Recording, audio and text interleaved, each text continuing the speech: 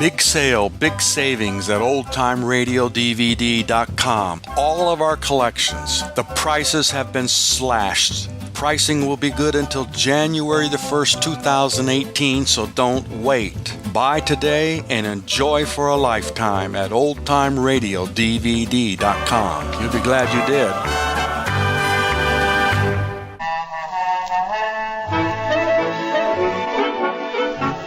Ladies and gentlemen, put away your knitting, muffle the children, and listen to Open Madhouse at the Smiths of San Fernando.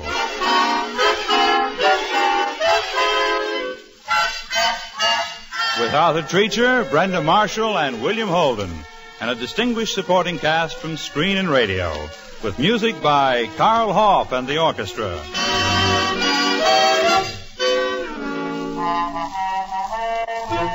Ever been to Sherman Oaks, a suburb of Hollywood? It's also the home of Bill and Brenda Smith. Never heard of them? Then get acquainted. It all began 9 years ago. And do you, William Makepeace Smith, take this woman to be your lawful wedded wife? Would you repeat that question, please? Say I do, Dope. I do, Dope.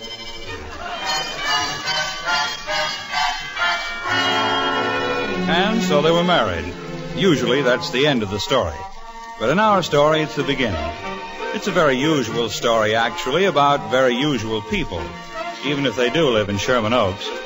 Like most usual people, the Smiths are concerned with usual things. Toothaches and tummy aches, axes to grind and taxes to mind, decisions to weigh and bills to pay. Oh, yes, and a baby. They named her Shirley, but everyone calls her Bumps.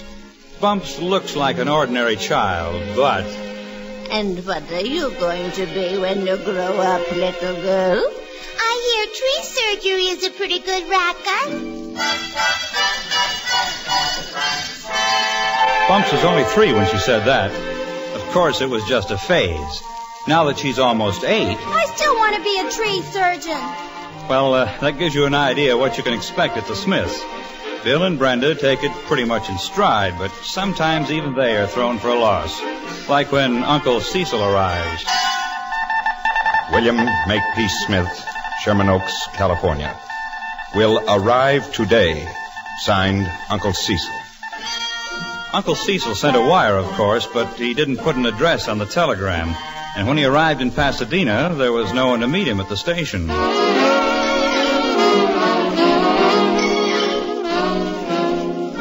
Honey, no one to meet me? Oh, Porter, give me a hand with these trunks, will you? Thank you. I hope he has change for a dime. You can see Cecil is no ordinary uncle. He's really Sir Cecil Smythe, one of nature's noblemen born under the sign of the 8 ball. And even today he speaks with reverse English. Cheerio, carry on, that sort of rot. But suppose we leave Sir Cecil wrestling with language and baggage and visit Bill and Brenda. Bill is taking a shower and singing, of course. I don't want to live without you, baby. Brenda is in the kitchen clocking Bill's shower. You see, it's a matter of hot water. 8 minutes. Okay, Bumps, cut the water off. Hey, who cut the water off? Your 8 minutes are up, dear. That's all the hot water you get. But I need 2 more minutes. I'm still covered with soap. Too bad. Sabotage, that's what it is. Well, I'll show you. It's me, Soapy Smith, the Strangler. William Smith, get back upstairs and put something on. But I've got a towel on. If Dorothy L'Amour can get away with it, I can. But, Bill, you're right in front of the window. The neighbors will see. Ah, yes, the neighbors. Friends and neighbors, denizens of Hollywood. Gather behind your curtain, because I'm about to kiss the Queen, as no woman has ever been kissed before. Oh, Bill, you idiot. Oh, now, look, you've got me all over soap. In payment, dear, for cutting off the hot water in the middle of my shower. Soapy kisses. Fun. Probably hygienic, too. On guard. Bill. All right, you two, break it up. My dear Bumps, it's a father's prerogative to kiss his daughter's mother. Now, how about running down and turning on the water again so I can finish my shower? How about it, Mom? Well, For a quarter, Pop, you can have the option of my shower. Bumps!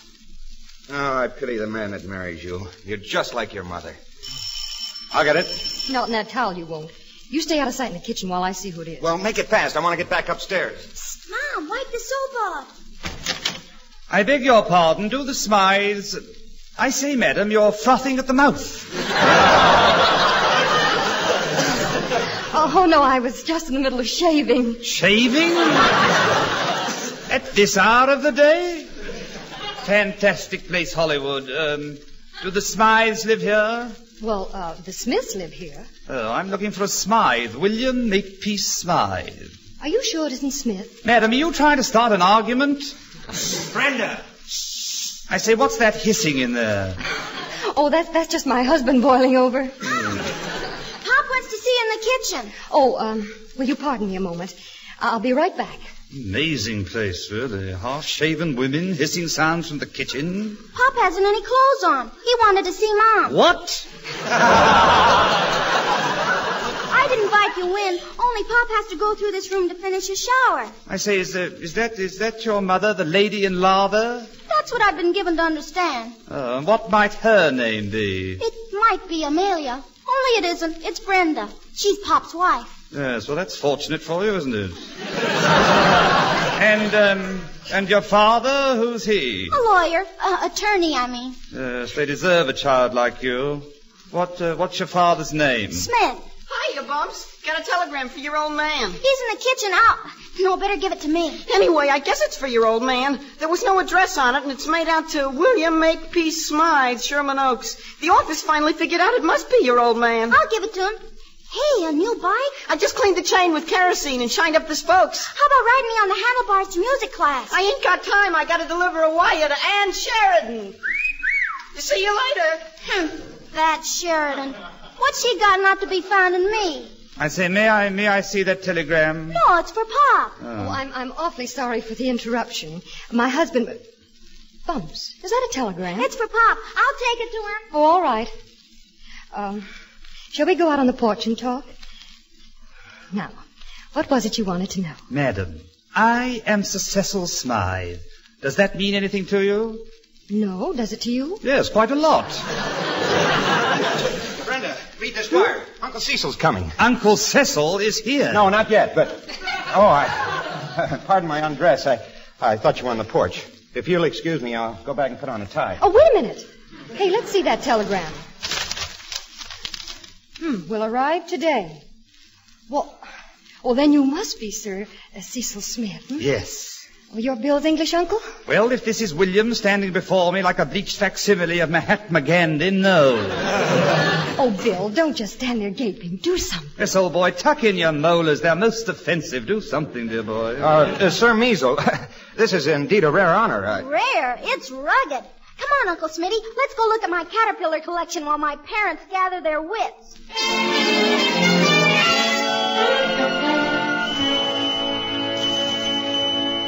Miss Peabody, I won't be at my music lesson today.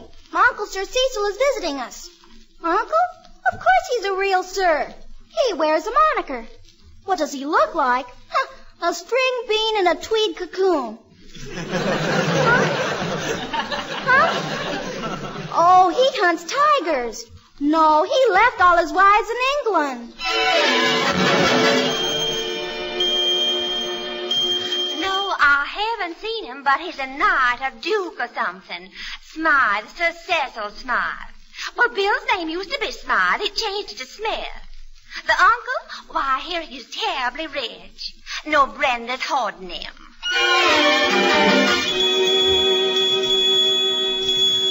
A lord or a duke, something very official anyway. I hear he's very thick with Wally and Edward. No, I haven't met him. Brenda acts like she owns the man.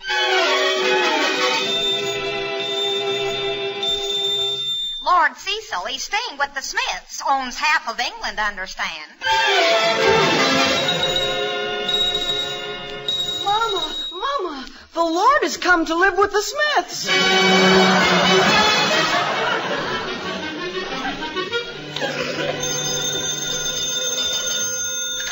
Hello, Upjohn and Abercrombie's Waxworks. We do floors, apples, and mustaches. Upjohn and Abercrombie are out waxing fluently. This is Snodgrass listening.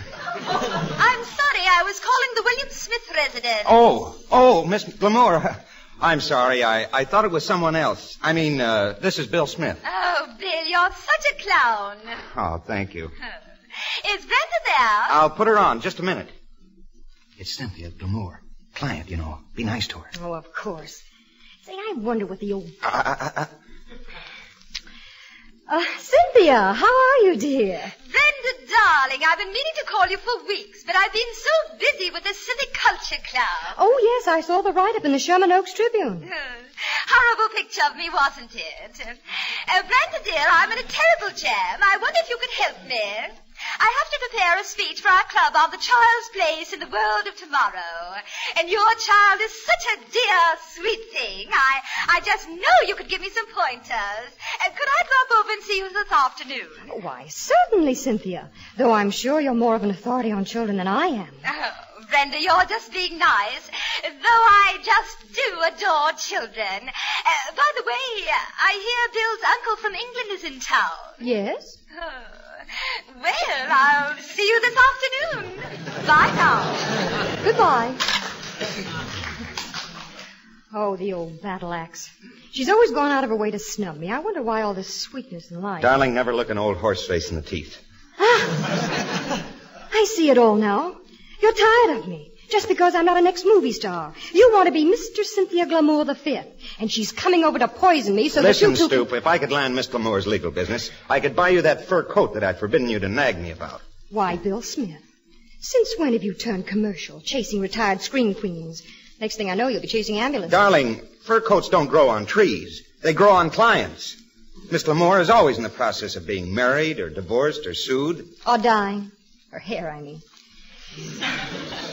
Well, if you think back, Mr. Smith, you'll recall that it was your scheming little Frau, me, Brenda, none other, who first suggested cultivating, buttering up and down, and otherwise currying the favor of Cynthia Glamour.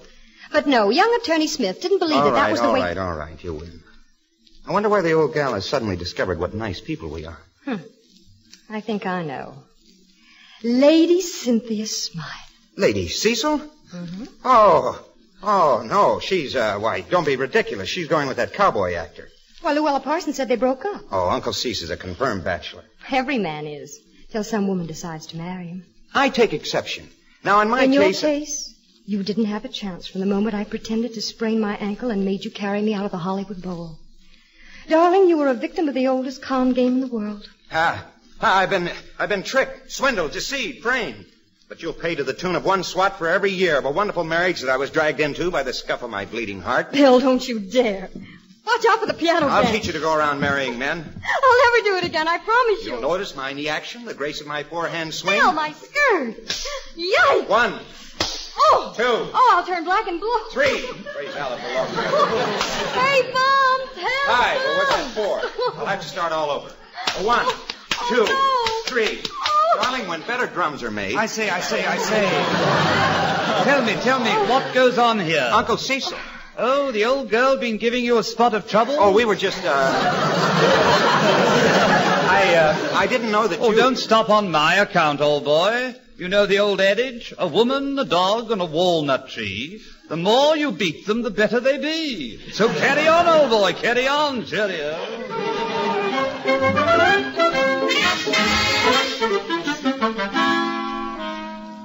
1, 2, 3, 4. 1, 2, 3, 4. Of course, you realize, Uncle Cecil, that Bill and I were only clowning. You know, he's never really beaten me. He hasn't, eh? Well, how about that dreadful child? Why, Bumps is really a wonderful child when you get to know her. Must I?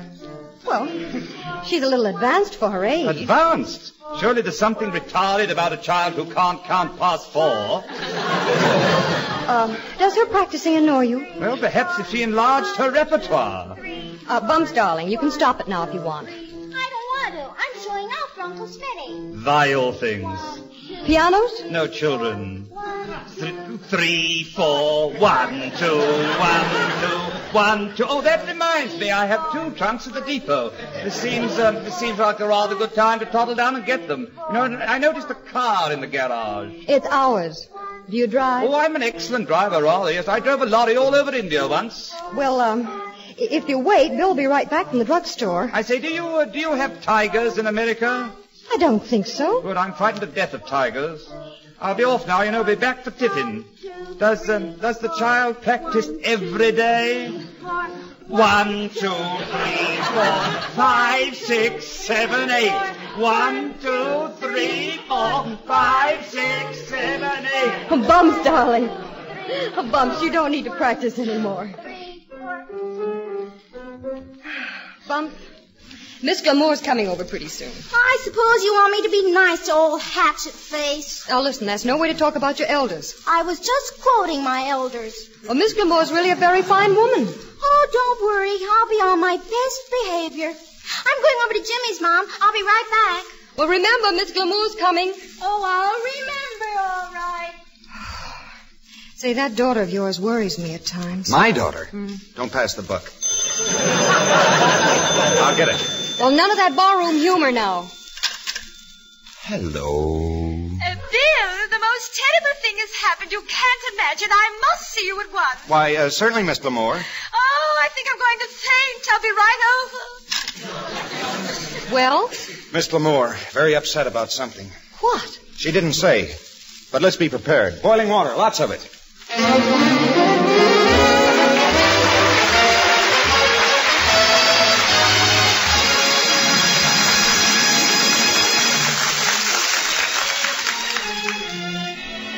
We turn now, ladies and gentlemen, from the Smiths of San Fernando to a short plug for our sponsor.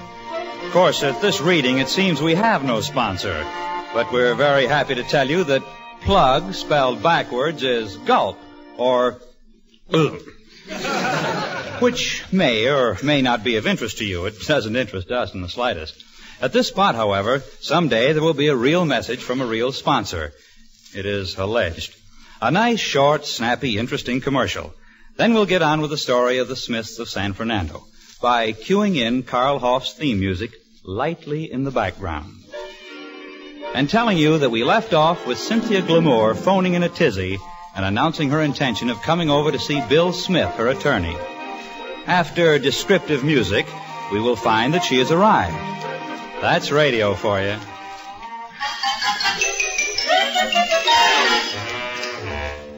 And never in all my born days have I been so insulted. It was ghastly. Not to mention the physical injuries. I have a half-inch scratch on my knee. And the public humiliation. Me, once the toast of America.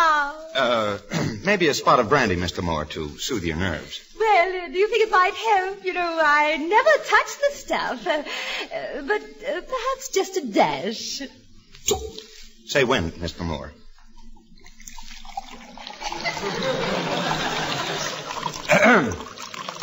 When?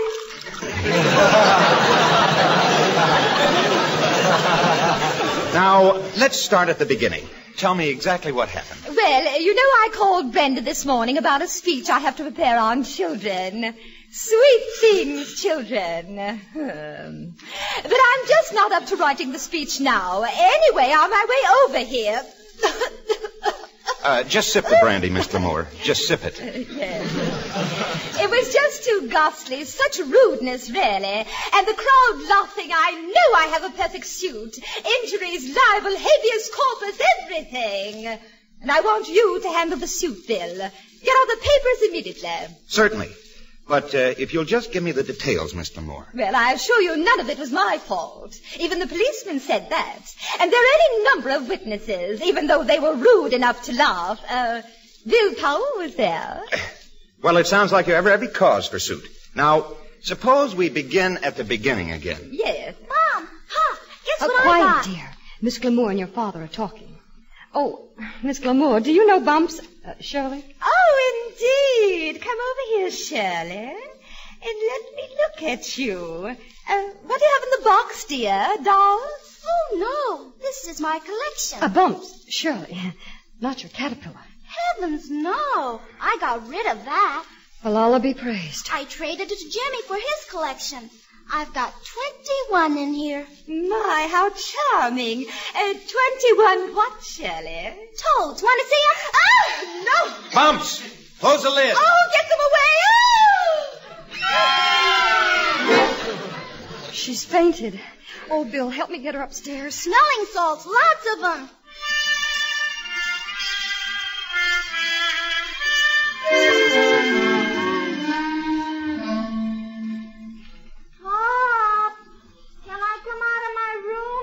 No.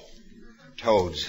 With all the things in the world to collect, she has to pick toads. Are they all rounded up? Yes, and how's the old, Mr. Moore? Well, she's resting. I'm going to fix her some tea. I had her legal business practically in the bag.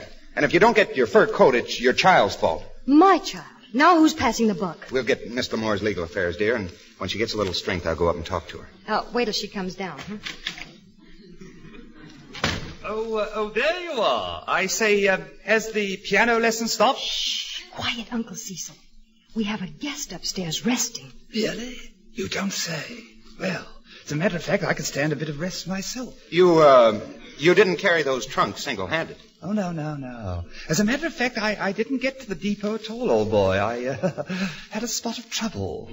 What happened? Well, some old biddy ran into me.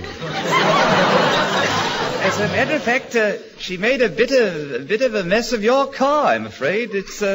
It's on Ventura Boulevard. That's all I need. Oh, well, I wouldn't fret, you know. I'm going to sue. I want you to handle the case for me. I should be able to nip the old creature for a sizable sum. You know, it's entirely her fault. Who was she? Well, I really couldn't say. I got her license number, though. She was driving down the wrong side of the street. There I was, you know, minding my own business. There I was, as far over on the left-hand side as I could possibly... Left-hand side? Yes, old boy, of course, I was practically on the curb. She ran right into me. You know, I wouldn't be surprised if the old girl had been nipping. Oh. Well, nothing to worry about, old boy. The crowd is all on my side. Gave her a bit of dressing down, as a matter of fact. Brenda, dear, never mind bringing the tea up here. I'm feeling much better. I say, who was that? That's a familiar voice. The accident and all, a little shaky in the knees, but Oh, upon the word, it's Grabble Gertie, yes. Yes, as one of the spectators so cleverly put it. Oh, you again. Now, easy, old girl. Steady the bus now, please. Now, don't rush me. I have no wish for further words with you. If you have anything to say, say it to my nephew, William. Nephew? Yes, he's handling my legal affairs. We are suing, of course. Bill, this is the old goat who ran into me. I know. He was driving down the left side of the street in my car. Almost an old coward situation, isn't it? No, a Mr. Anthony situation. Mom, I thought I ought to tell you. I just counted, and there are only 20. One of our toads is missing. Oh, this is the end. I'm leaving. Let me out of here. I never want to see that child again. Or you. To think I almost made you my legal advisor. You'll hear from me. I'll sue. I'll hire a dozen attorneys. I'm going right down to Henshaw, and Henshaw. You omitted a Henshaw. And Henshaw, goodbye.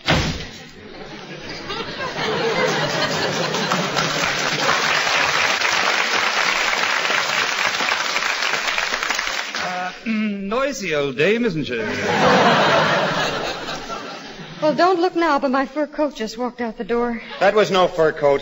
That was my wallet. Well, William, my boy. As for you, driving down the left side of the street. What side of the street are you supposed to drive on? The right, you fathead.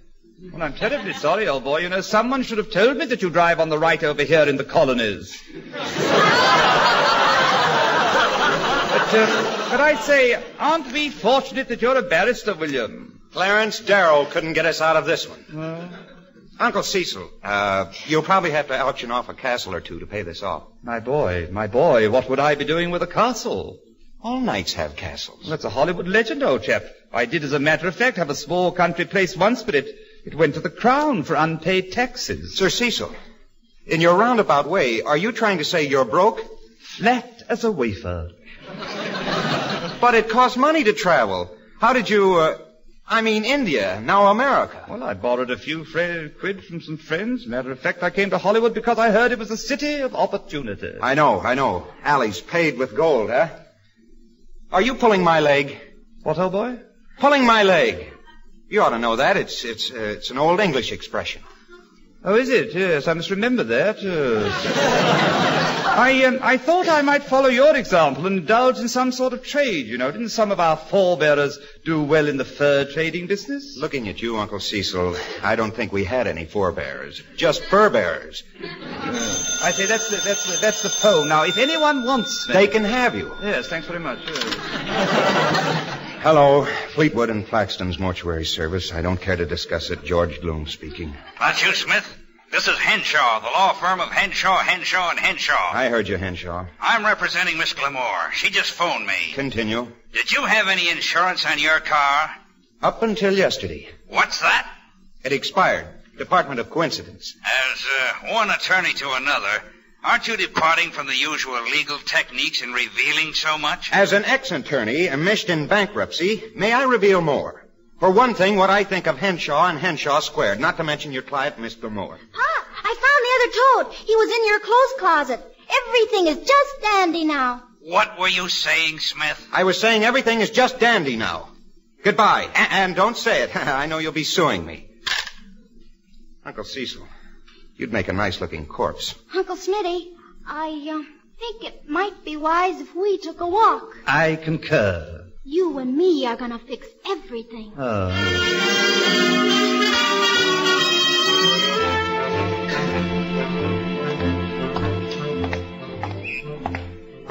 This is Valley Vista Drive, Uncle Smitty. Only 2 more blocks to Miss Glamour's. I begin to question the wisdom of this, you know. What do we got to lose? See this house? Lucille Ball lives here. Now watch her pop her head out when I run this stick along the picket fence. Hey, cut that out! See? Oh, stop it, please. Must you think up irritating ways to annoy your elders? You're irritating enough without studying techniques. You're no rose yourself. Yes. You got Pop in a jam. It's all because of you. If you hadn't been abusing that dratted piano, I never would have thought of escaping in the car. Spilled milk, spilled milk. Well, anyway, what are you going to say to Miss Glamour? Well, I don't exactly know. What do you suggest? I'd try the old charm stuff. Look down your nose through your moniker. Kiss her hand. Most American women are suckers for that kiss on the hand routine. Really? What do you mean, all of them? Well, some of them anyway. Now, look here. Now, if our little adventure fails, we won't mention it to Patron Mato, right? Roger. Roger? Who's he? Oh, skip it. We're both in Dutch enough as it is. Oh, there's Miss Glamour's place on the corner. You mean that huge, monolithic monstrosity? That house is the showplace of Sherman Oaks. Ugh. What? I nearly said ugh. It means... I know what ugh means. What do you ask for, then? Oh, Miss Glamour is home. There's her car in the garage. It's funny, I could have sworn I smashed it to bits. Oh, she's got a couple of jalopies. I'll ring the bell and you take over from there. I believe I'd rather face a Bengal tiger. I hear her steps. Carry on, old boy. You! My dear Miss Glamour. Don't dear Miss Glamour me. What do you want? A word with you, madam. Kiss her hand. I'd sooner stroke a lion. If you have anything to say, you can speak to my attorneys, Henshaw, and Henshaw. Dear Miss Glamour, must we mix business with pleasure? I came as a knight of His Majesty's court to offer my abject apologies. May we come in? Well... Thank you. My, what a charming house, yes. Build it yourself? Yes.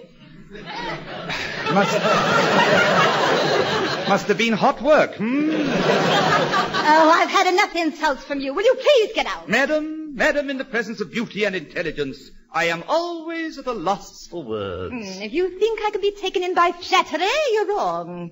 In my personal tour of the continent in 1924, I met plenty of phony English titles. Really, madam, really? A knight of His Majesty's court is not to be addressed as you have just addressed me. I know your type, the decadent aristocracy. Gonna let her get away with that, Uncle Smitty? Yeah, a bit fresh, isn't she? Only one way to handle her. As Pop says, when you want to beat sense into a woman's head, start from the rear. Oh, yeah. Then you think backhanded tactics are in order, eh? What have we got to lose? It'll be a moral victory. My dear Miss Glamour, if you would lay across my knee as they do in the cinema... What? It would spare us a struggle. However, if you won't... Oh, you're mad. Get away. Watch out for her knee, Uncle Smitty. Roger. Oh, one, yes. Bunce, perhaps you better keep the score. Right, two. Oh, Sir Cecil, Sir! Oh, well, I never. Oh, please.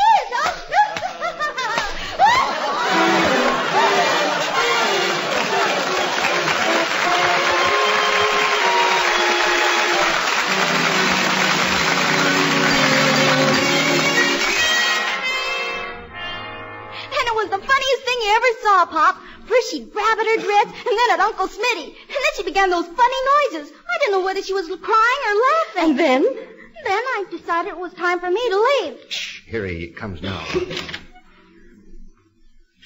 Unfortunately, has got the beautiful ruby tinted. So, hello. I say, I hope you haven't kept dinner for me. I dined with Miss Glamour. So we gathered. Yes. Bumps told us that you... Fine woman, Miss Glamour, charming woman. I say, William, I think you can forget the lawsuit. What? Of course, I haven't a legal mind, of course, but I have heard a wife can't testify against her husband. Uncle Cecil, you didn't. Well, it would serve the old girl right if I did marry if she did, poor wretched thing like I am. Uncle Cease, you're a true smith, sweeping girls right off their feet. Oh, I haven't committed myself to matrimony yet, old chap. A few things I want to consult you about first. You have only to speak. Well, perhaps you can tell me the workings of the community property laws here in California. Hold it, everybody. Don't move your feet. Oh, darling, what is it? I just dropped my bubble gum. Sticky child, vile thing.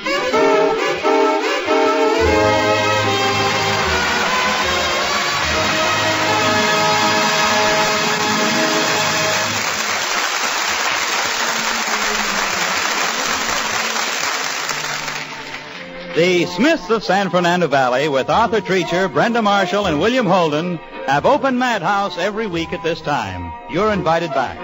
Also in the cast were Sarah Berner, Ruth Parrott, Barbara Jean Wong, and Bill Roy. Tonight's program was written by Dick Nossaman and Franklin Phillips. Produced and directed by Robert Presnell, Jr. This is Ty McVeigh speaking. Cheerio. This is the National Broadcasting Company.